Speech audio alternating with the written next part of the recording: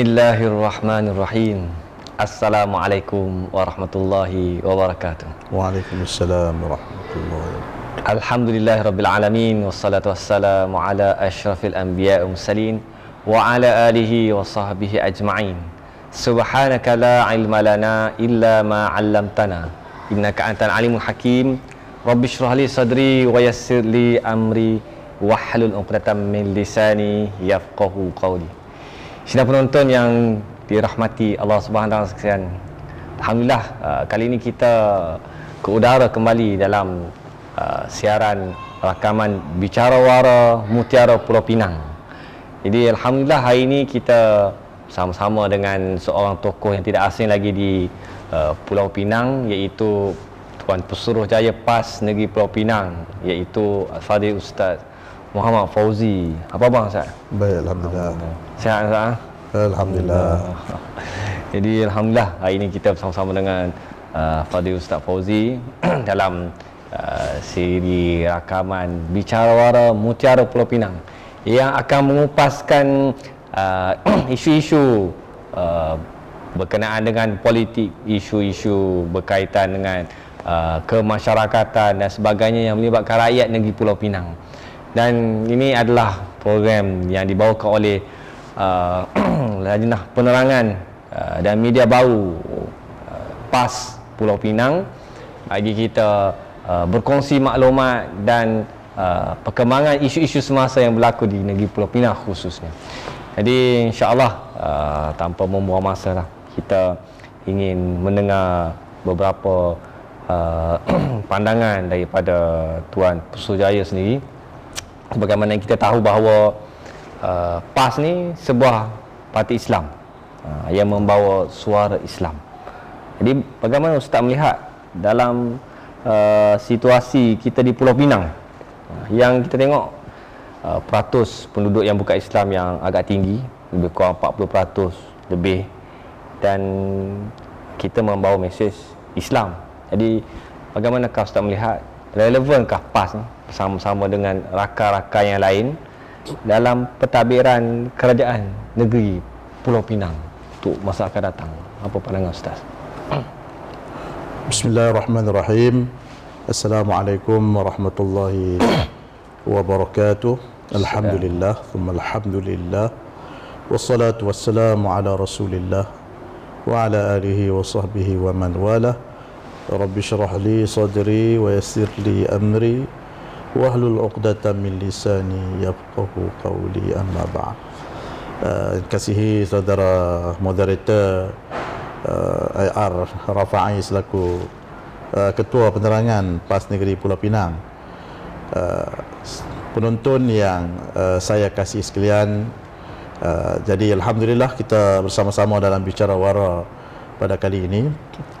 Soalan yang ditujukan kepada saya ini berkenaan dengan relevan ataupun tidak, iaitulah penyertaan PAS dalam pentadbiran negeri Pulau Pinang. Pertama sekali, sebelum daripada kita menjawab persoalan ini, suka untuk saya sebut ialah PAS negeri Pulau Pinang ini sudah tentulah senada dan selari dengan di peringkat pusat ya. Iaitu dalam kerajaan Perikatan Nasional. Ya. Maka sudah tentulah tindakan yang dilakukan, sama ada tindakan politik maupun apa jua yang dilaksanakan di peringkat negeri Pulau Pinang ini sudah tentu senada dan selari dengan apa yang dilaksanakan di peringkat pusat ataupun di peringkat persekutuan ataupun kerajaan pusat. Jadi penyertaan PAS dalam kerajaan negeri Pulau Pinang ini sebenarnya bukanlah perkara yang baru. Dulu kita bersama-sama dengan rakan-rakan dalam kerajaan Pakatan Rakyat. Kalau dengan DAP sekalipun, kita satu ketika dahulu dalam Pakatan Rakyat, kita sudah pun mempunyai sumbangan dan penyertaan pada ketika itu. Walaupun seorang adun, Ustaz Sulaiman, Muhammad Ustaz Sulaiman dahulu pernah menjadi di Pertuan Majlis Agama Islam di Pulau Pinang. Ya. Jika dahulu pernah di kalangan ahli PAS menjadi ahli majlis, sama ada majlis pada ketika itu ialah Majlis Perbandaran Pulau Pinang. Ya. Sekarang ni Majlis Bandaraya. Dulu Majlis Perbandaran Pulau Pinang. Dulu Saudara Zuri pernah jadi. Ya. Saudara Yaakob pernah jadi. Tuan Haji Abdul Halim pernah jadi. Al-Fadhilah Cikgu Hasnah pernah jadi ahli Majlis Perbandaran. Dan di sebelah seberang ini pun Al-Fadhilah Tuan Haji Jamil Abdul Rahman pernah menjadi ahli Majlis Pembandaran Seberang Perai. Ya. Dan juga ada beberapa orang lagi, Tuan Haji Omar Hasan pernah menjadi ahli Majlis Perbandaran Seberang Perai ini. Ya. Ini maknanya sumbangan. Begitu juga dalam penglibatan Jawatan Kuasa Kemajuan Kampung. Yang pada ketika itu ialah seramai 1,000 orang. 1,000 orang. 1,000 orang yang menjadi ahli Jawatan Kuasa Kemajuan Kampung ataupun kemajuan komuniti pada ketika itu. Jadi ini maknanya peranan yang besar, sumbangan yang besar yang disumbangkan pada ketika itu, ketika mana dalam kerajaan Pakatan Rakyat. Itu kan dalam kerajaan yang orang kata apa, diterajui ataupun diketuai oleh DAP. Ya. Ini kan pula kalau kerajaan yang maknanya yang sama di antara kerajaan Perikatan Nasional di peringkat pusat. Begitu juga kalau sekiranya Allah Ta'ala izinkan dalam pilihan raya ke-15 yang akan datang ini, PAS bersama-sama dengan rakan dapat menawan negeri Pulau Pinang ini, maka sudah tentu dia akan memberikan satu peluang yang lebih besar kepada PAS untuk berperanan di Pulau Pinang ini. Sudah tentulah penyertaan ataupun sumbangan PAS dengan lebih Pulau Pinang di negeri Pulau Pinang ini akan lebih besar lagi. Ya. Kita dalam objektif yang sama bersama dengan rakan-rakan kita, iaitu dalam perpaduan ummah. Perpaduan ummah ini kita kena lihat, ummatul dakwah, ummatul ijabah. Ummatul dakwah maknanya non muslim. Kemudian ada ummatul ijabah, iaitulah muslim. Iaitulah ummah yang kita nak bentuk di sini sesuai dengan landscape politik negeri Pulau Pinang, iaitulah yang bermasyarakat majmuk. Masih dalam amalan lingkungan adalah ummah. Ummatul dakwah dan juga ummatul ijabah. Jadi kita harapkan maknanya kita dapat membina kerajaan negeri Pulau Pinang ini dengan lebih baiknya berbanding dengan kerajaan yang ada sekarang ini, bersama dengan iaitulah seluruh masyarakat, rakan-rakan politik yang boleh bersama dengan kita, insya-Allah.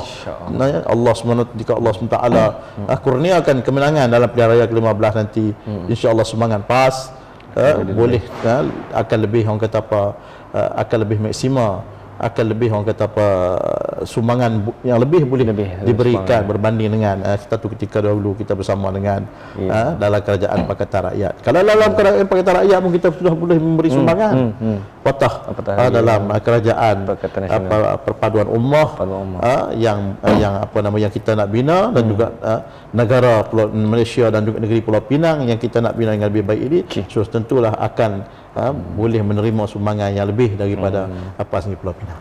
Okey. Nampak logik di situ kan. Sebab orang tertanya-tanya boleh ke PAS ni kan. Jadi nampak penjelasan ustaz tu begitu kata apa, boleh relevan kan, realistik kita kan? Bukan bombastik lah. Yang pastinya kita bukan bombastik. Kita realistik. Dan kita pernah pun terlibat sama sebelum ni, pernah membuktikannya. Jadi insya-Allah dia memberi keyakinan rakyat kepada parti PAS itu sendiri, insya-Allah. Jadi soalan kedua ustaz. Sepanjang tempoh beberapa bulan ni kan, kita tengok berlaku perubahan tampuk pemerintahan yang lebih baik di peringkat pusat, dan tempoh beberapa bulan ni PAS lah bersama-sama dalam kerajaan pusat kan. Jadi berbalik kepada kita di Pulau Pinang, apakah peranan yang sedang kita buat dalam kedudukan kita yang menang di peringkat mentadbir di peringkat pusat, kemudian kita di Pulau Pinang ni macam mana kita peranan yang sedang kita mainkan di sini? Mungkin Ustaz boleh kongsi. Kita yang berada di Pulau Pinang ini, di mana Pulau Pinang ini adalah negeri dalam konteks kerajaan pusat ni, negeri yang menjadi pembangkang lah. Menjadi pembangkang. Maka sudah tentulah dalam konteks negeri Pulau Pinang ini akan ada, iaitulah wakil-wakil daripada kerajaan pusat yang berada di negeri Pulau Pinang ini. Contohnya ialah dalam ICU, di dalam Majlis Pembangunan Bumiputera. Maka PAS mempunyai wakil di dalam ICU dan juga Majlis Pembangunan Bumiputera ni, di mana Adun Pedaga Al-Fadhil Ustaz yang berhormat Ustaz Muhammad Yusni Makpiah ni. Beliau salah seorang daripada ahli ICU, dan juga saya sebagai Suruhjaya yang mewakili PAS dengan perhubungan di Pulau Pinang ini juga maknanya menganggotai ICU di bawah Datuk Seri Rizal Marikan, dan Majlis Pembangunan Bumiputera. Begitu ya Ustaz Yusni juga menjadi salah seorang daripada pengurusi Jawatankuasa Fokus untuk pendidikan dan juga pembangunan TVET. Jadi beliau Adun dan juga saya sebagai Suruhjaya juga menjadi ahli majlis pembangunan Bumiputera yang diterajui oleh Yang Berhormat Datuk Syahabudin Yahya.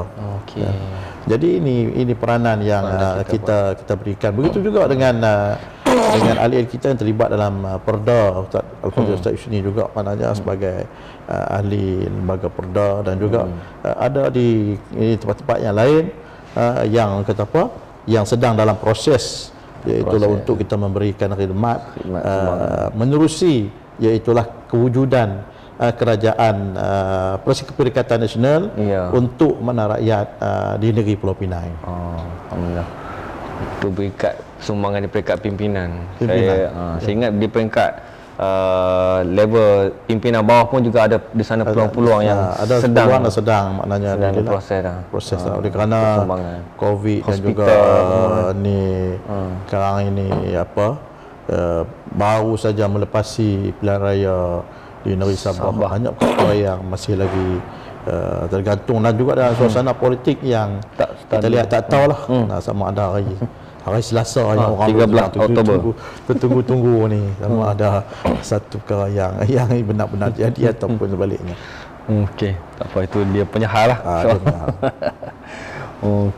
Jadi di sana kita nampak peluang-peluang yang dibuka kepada PAS Pulau Pinang untuk kita menyumbang kepada rakyat lah. Alhamdulillah, insya-Allah. Jadi seterusnya Ustaz, bagaimana kita tengok banyak isu yang menarik yang berlaku di Pulau Pinang sejak beberapa tempoh ni, khususnya yang berkaitan dengan pencemaran melibatkan rakyat. Jadi bagaimana Ustaz melihat peranan yang telah dimainkan oleh PAS dalam menangani isu ini? Isu yang berlaku di Pulau Pinang ni memang banyak, kan? Tapi khususnya dalam isu pencemaran ni, pencemaran sungai lah. Pencemaran sungai. Iaitulah satu sungai yang hangat diperkatakan di akhbar. Itu juga dengan memorandum yang telah diserahkan oleh Dewan Pemuda, oleh PAS kawasan Tasik Lugo bersama dengan masyarakat duduk setempat, Kampung Tok Bedu, kepada Jabatan Alam Sekitar, dan juga mana hubungan kita dengan menerusi iaitulah Jabatan Alam Sekitar dan Air ni, Kementerian Kasa yang diterajui oleh Yang Berhormat Datuk Seri Ibrahim Tuan Man ini, yang mana kita telah pun menyerahkan memorandum kepada Setpol, iaitu Siasat Politik, kepada Datuk Dr. Zuhdi Marzuki yang telah turun sendiri melihat sungai Kereh atau sungai Kereh di Kampung Tok Bedu, yang aliran dia mari daripada Kampung Selamat. Kan nama Kampung Selamat, tetapi ayak dia tak selamat. Ayak dia tak selamat. Kerana apa? Kerana berlaku pencemaran. Berlaku pencemaran.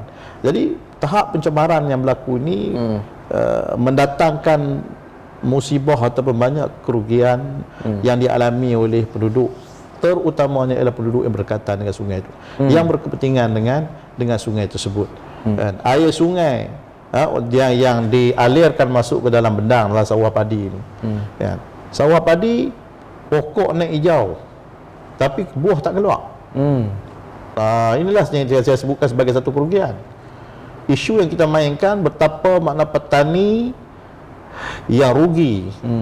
Usaha mereka tidak kurang sedikit, keringat mereka tidak kurang, yang sudah dicurahkan dengan tujuan untuk mencari rezeki, dan juga dengan tujuan iaitulah untuk menyediakan orang kata apa, keperluan makanan kepada masyarakat, melalui orang kata apa, sawah padi bendang yang mereka usahakan. Tapi malangnya ialah air sungai tersebut yang tercemar, yang menyebabkan orang kata apa, sawah padi ataupun bendang itu mengeluarkan pokok yang masya-Allah, pokok besar elok, daun menghijau, tapi buah tak keluar. Tak ada buah. Takkanlah kita nak buat bendang ni untuk tujuan apa nama daun pokok padi. Tujuan kita buat bendang sawah padi ni ialah untuk padi, untuk menghasilkan padi. Kan? Ini satu bentuk kerugian. Yang keduanya adalah nelayan ikan air tawar yang terjejas. Di mana tangkapan mereka merosot disebabkan oleh kerana benih ikan, udang, galah sudah mana pupus disebabkan oleh kerana adanya virus hasil daripada pencemaran Sungai Kereh ini. Jadi terjejas. Bila dalam saya turun itu ada petani yang tunjuk kaki dia naik bintik-bintik merah, kemudian ada kudi-kudi, disebabkan oleh kerana air itu. Petani kita kata, ustaz, dia cabar, dia kata siapa yang berani sangat turun, dia kata dalam sungai tu, turun sungai tu, katai air sungai je katai, menunjukkan pencemaran yang satu tahap yang cukup tinggi, kan? Dan aliran air tersebut masuk ke sungai melalui satu taman rekreasi. Saya lupa taman rekreasi apa, Sungai Bongkok ke apa, yang saya dimaklumkan rekreasi sungai ini yang sepatutnya rekreasi ini dapat manfaat ataupun dapat orang kata menarik pelancong tersebut untuk melihat orang kata apa, burung, dikatakan situ tempat burung mendarat, dan juga sungai tersebut boleh maknanya pergi sampai ke Sungai Perai, sampai sungai-sungai dua untuk kita melihat maknanya kecantikan pemandangan. Tapi sungai tersebut dialirkan oleh najis babi. Yang pastinya orang kata penduduk dan rakyat Pulau Pinang ni rugi, tapi yang pasti untung adalah tokai babi. Kan? Jadi rugi, rakyat rugi. Kemudian dari kalau kita lihat dari sudut orang kata apa, sungai membekalkan air ini satu air yang bersih kepada rakyat negeri Pulau Pinang.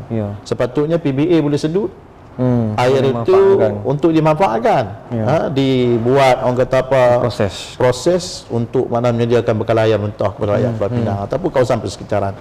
Tapi tak boleh. Kita lihat bagaimana orang kata apa, baru-baru ini dalam kunjungan Yang Amat Berhormat Ketua Menteri Pulau Pinang Cokro Yao berjumpa dengan Menteri Kasar, dan akhirnya Menteri Kasar pun maknanya bertindak dengan orang kata apa, meluluskan satu peruntukan pembesaran empangan Mengkuang, ataupun kita dok panggil Mengkuang Dam di sana Penanti itu, iaitu dengan tujuan iaitu untuk maknanya orang kata apa, menakung air dengan lebih banyak.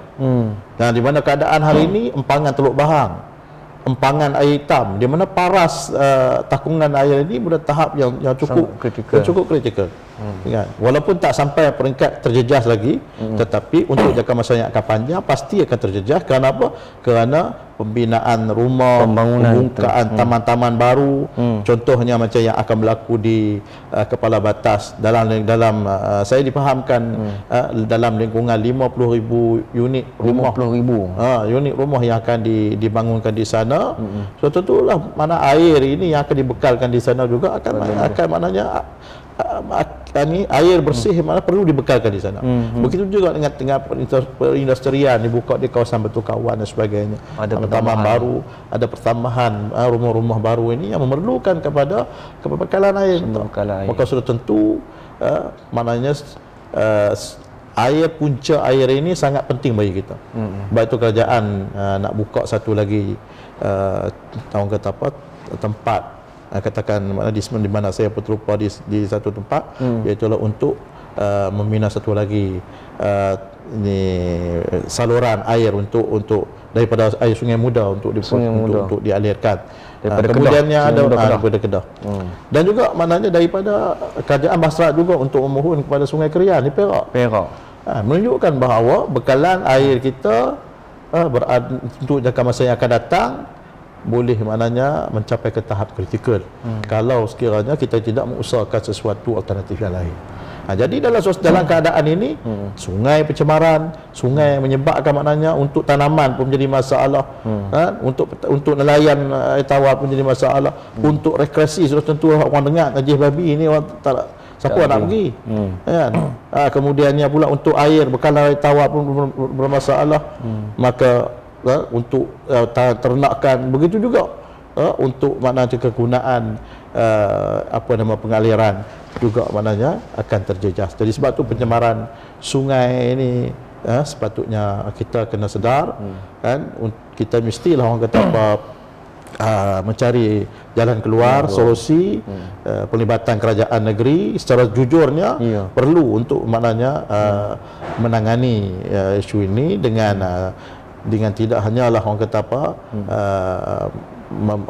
memberikan hak kepada penduduk kepada peternak babi saja, tetapi kepada penduduk kampung yang sudah pun menderita selama 40 tahun hasil daripada pencemaran Sungai Keres. Ya. Mungkin orang tertanya-tanya, Ustaz, kerajaan pusat, apa peranan kerajaan pusat dalam hal ini? Kenapa diletakkan kepada kerajaan negeri semata-mata, ataupun ada di sana ada perbezaan bidang kuasa tertentu? Iyalah, bidang kuasa, dia ada bidang kuasa di bawah veterinar, mempunyai bidang kuasa tertentu. Di bawah mana KASA, Jabatan Pengaliran Saliran dan Air ini di bawah KASA. Kan? Bidang kuasa dia berkaitan dengan saliran ya. Saliran sahaja. Dengan air saja. Masuk dan dia bidang sungai saja. Dia boleh compound ataupun dia boleh mengambil tindakan dengan cara minimal. Yang tidak mana sebenarnya memberikan, tak ada kesan.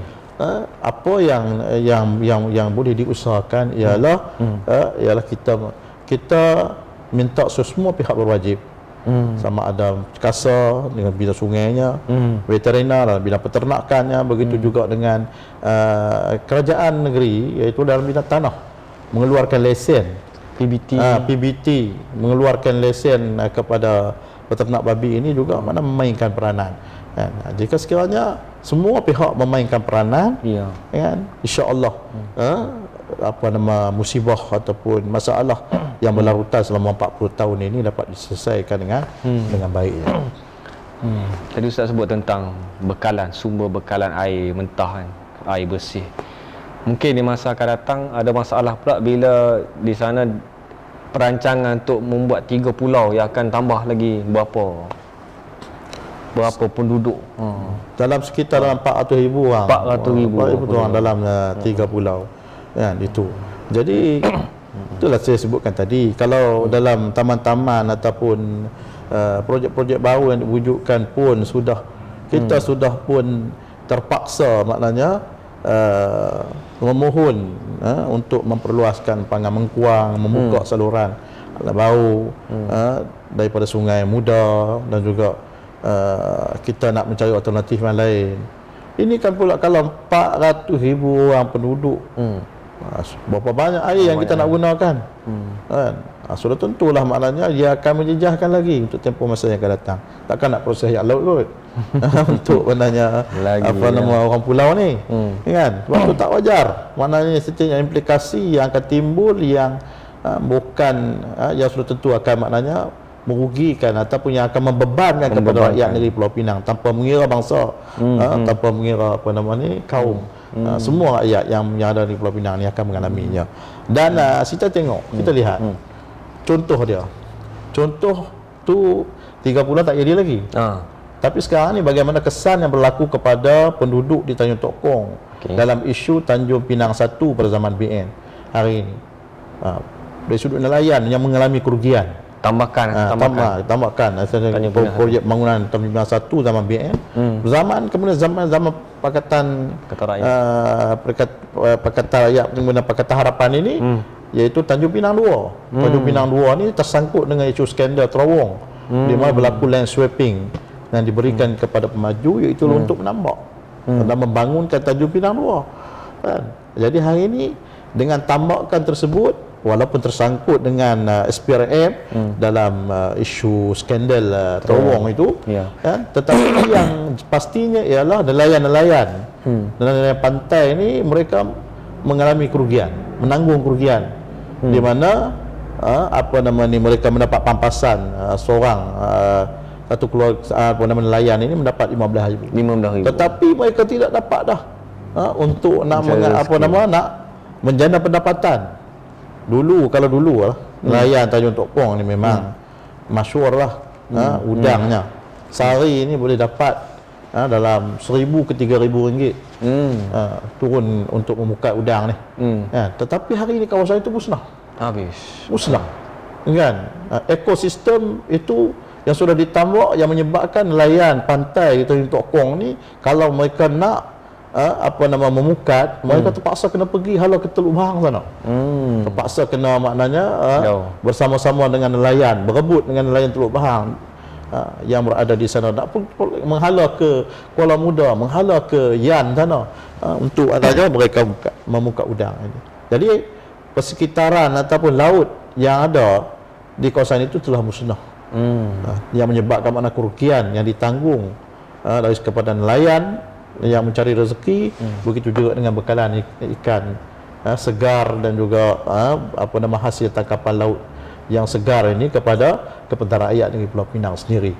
Kan? Kata ke mana? Itu pun kalau maknanya dalam menguruskan projek Tanjung Pinang 2 ini juga sama ada PTMP yang ada dalamnya terowong bawah laut ini, pemimpin DAP ini jujur, mereka betul-betul maknanya untuk buat ni untuk kemaslahatan masyarakat, nak menyelesaikan kesesakan trafik.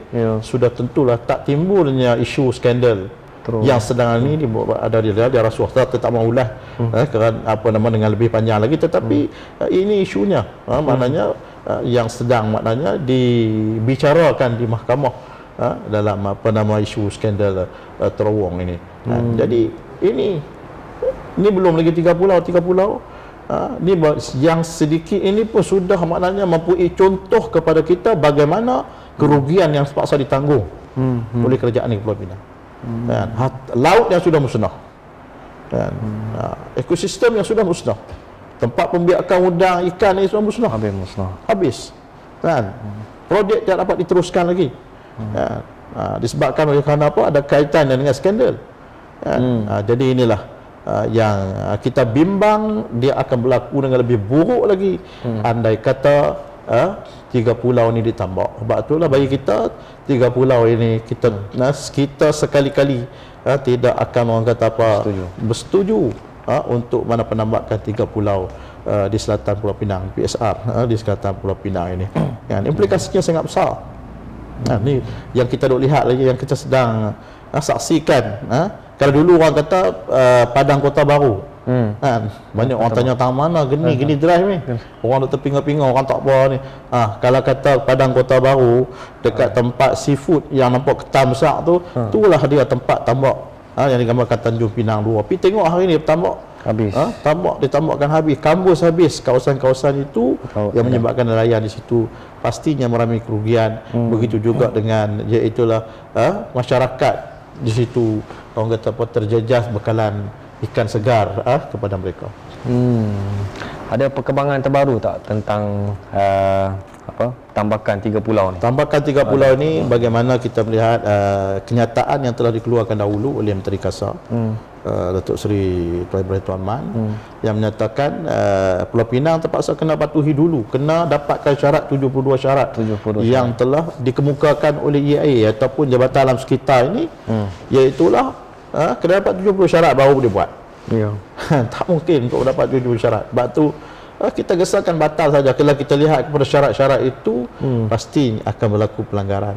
Apa yang telah berlaku di sebelah Geni Gerai, apa yang telah berlaku di sebelah, sepatutnya menjadi pengajaran kepada kita bahawa 72 syarat itu sebenarnya tidak mampu dipenuhi, melainkan mereka orang kata mengintai kepada kelompongan ataupun orang sebut sebagai loophole untuk mana membolehkan mereka orang kata melaksanakan juga penambakan ini dan akhirnya yang akan mendatangkan musibah yang bukan kepada kita, kepada generasi yang akan datang, kepada semua masyarakat tanpa menyerah bangsa yang berada di Pulau Pinang ini. Jadi banyak implikasi yang yang akan menanggung akibat pada masa yang akan datang. Okey, baik.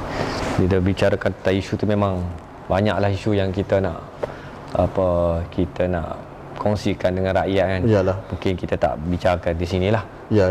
Jadi Itu belum lagi kalau kita bincang tentang bagaimana contohnya kata kerajaan telah pun membuat pameran kepada rakyat, memberikan satu tempoh pameran berkenaan dengan PTMP.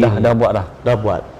Kita nak sebut di sini pameran tersebut yang yang dipamerkan itu ialah perkara-perkara yang berkaitan dengan akta perjanjian. Dalam bahasanya juga adalah bahasa undang-undang yang tak mampu disemak oleh kebanyakan rakyat biasa ni.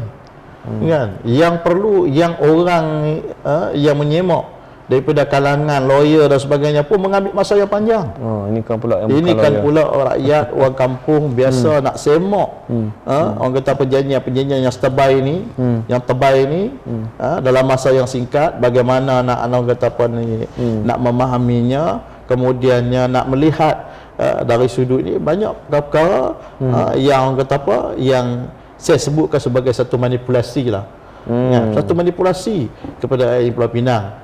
Sepatutnya mestilah maknanya yang melihat dipanggil satu kumpulan pakar yang bebas daripada rakyat, yang maknanya daripada pelbagai agensi, daripada pelbagai parti, daripada pelbagai yang mewakili masyarakat, yang mewakili NGO, untuk menyemak terlebih dahulu, dan masa perlu diberikan untuk mana mereka memberi komen kepada Pulau Pinang. Tapi ini tidak. Mereka maknanya membuat pameran dalam masa tertentu kan, dan habis tempoh tu habis dah maknanya tak ada lagi peluang dah habis dah bagi peluang dah. Ini satu perkara yang boleh dipertikaikan dari sudut orang kata kejujuran kerajaan negeri dalam orang kata nak membawa pembangunan kepada negeri Pulau Pinang. Okey, baik Ustaz. Kita pergi ke isu lain pula. Ya. Tentang bagaimana PAS Pulau Pinang tu sendiri. Bagaimana Ustaz boleh berkongsikan dengan rakyat kekuatan yang ada pada PAS Pulau Pinang yang boleh memberi keyakinan kepada rakyat untuk PRU ke-15 ni yang bersedia untuk menaji kepimpinan Pulau Pinang bersama-sama dengan Perikatan Nasional ataupun Muafakat Nasional. Bagaimana Ustaz boleh kongsikan? Baik, kemampuan PAS Negeri Pulau Pinang ini pertama sekali ialah kita nak mengajak rakyat untuk melihat bagaimana kemampuan PAS untuk bertanding dalam Pilihan Raya ke-14 yang lalu. Okey. Sebanyak 21 dun kita bertanding. Ini bermakna kita mempunyai jentera. Ya. Bila kita bertanding maknanya kita mempunyai jentera. Kita mempunyai kemampuan dari sudut maknanya mengemukakan calon-calon yang berwibawa, begitu juga maknanya jentera dan juga kemampuan untuk mana kita masuk dalam pilihan raya. Masa tu kita bersendiri. Jadi kita bersendiri dan kita bersedia. Sudah tentulah maknanya dalam kita bersama-sama dengan rakan dalam Perikatan Nasional dan juga dalam Muafakat Nasional ini, sudah tentulah maknanya kita lebih kuat. Kita punya sokongan daripada rakan-rakan dan juga begitu juga kita juga boleh memberikan sokongan kepada rakan-rakan kita yang bertanding dalam pilihan raya 15 nanti. Sudah tidak berbangkitlah soal maknanya kemampuan kita mampu ataupun tidak. InsyaAllah maknanya kita bukan nak cakap besar lah, tapi kita mempunyai kemampuan dan insyaAllah tang mana sahaja yang akan diputuskan oleh kepimpinan parti untuk kita bertanding, insyaAllah kita akan bertanding bersama-sama dengan rakan untuk mana insyaAllah kita mempunyai hala tuju ataupun objektif, iaitu membina negara untuk kita memperbaiki negara ini dan menyelamatkan negara ini dan juga membina masa depan negara dengan lebih baik, iaitu dengan masyarakat yang orang kata apa, yang berbilang bangsa mengikut landscape Pulau Pinang ni, insya-Allah kita akan mencorakkan kerajaan negeri Pulau Pinang yang lebih baik bersama-sama dengan rakan kita dalam mufakat dan juga Perikatan Nasional. Jadi soal kemampuan itu, insya-Allah kita katakan insya-Allah kita maknanya berupaya untuk, kalaulah 21 pun kita mampu, maka yang lebih sedikit daripada itu insya-Allah kita akan mampu untuk berhadapan dalam pilihan akan datang dengan izin Allah Subhanahu wa taala.